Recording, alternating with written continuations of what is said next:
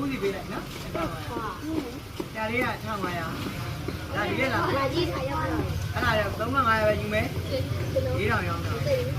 ကဲ့လားဟိုကဓာတ်ပုံရိုက်ဓာတ်ပုံရိုက်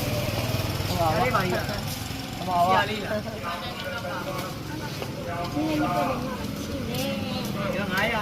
ဒီစက်တာမကြည့်ရလေးက2000လားတန်ရကုန်ပဲ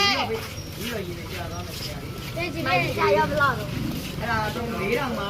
ဟာဒါတို့ပြောတယ်လေ900ပုံနေရုပ်4000 4000ဟုတ်ပြီနော်ဆရာလေးဟုတ်စီ